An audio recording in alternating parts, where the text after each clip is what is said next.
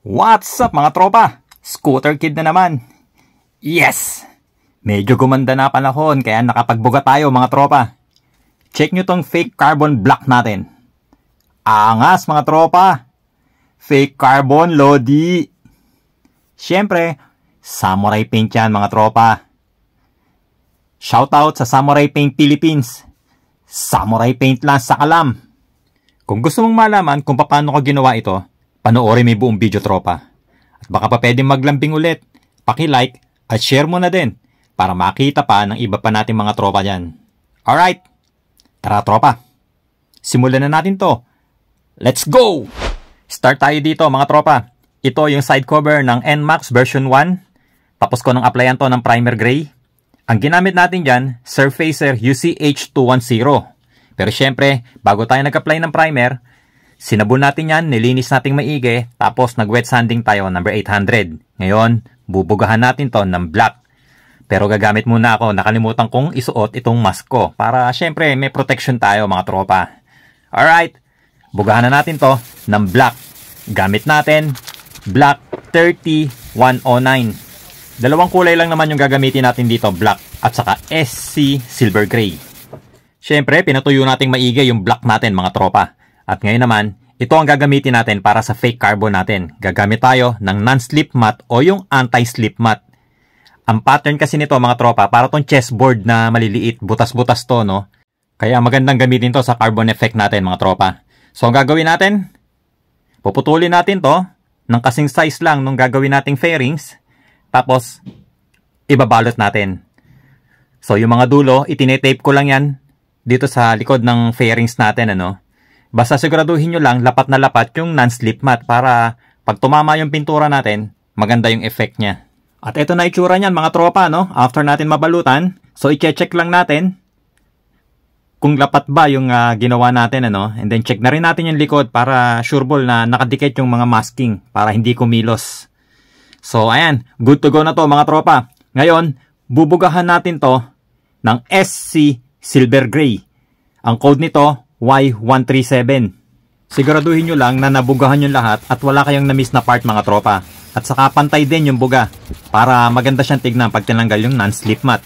At pinatuyo nating maigi yan mga tropa. Ngayon, pwede na tayo magbaklas nitong non-slip mat natin.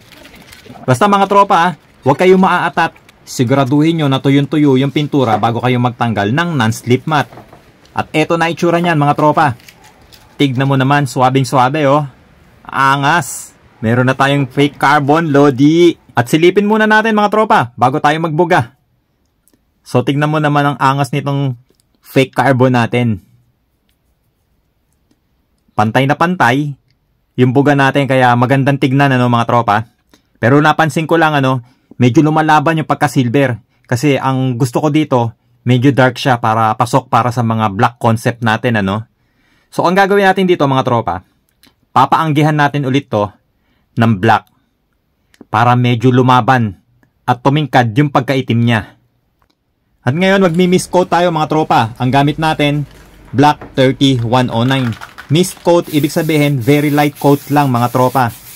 Papaanggihan lang natin para medyo tumingkad yung pagkaitim at medyo pumusyaw yung SC Silver Gray natin para lamang na lamang yung black.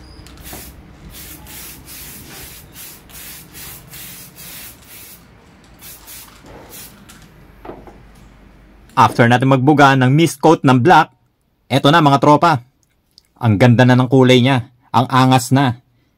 Lumutang na yung pagkaitim niya, ano? So, ready na to. Next, mag-a-apply na tayo ng top coat clear. At ngayon, nagbubuga na tayo ng top coat clear, mga tropa. Ang gamit natin, clear 1128. So, lalagyan natin to, bubugahan natin to, 3 coats. At pagkatapos nating magbuga ng 3 layers ng top coat clear, ano, pinatuyo nating maigi yan mga tropa. Maghapon kong pinatuyo.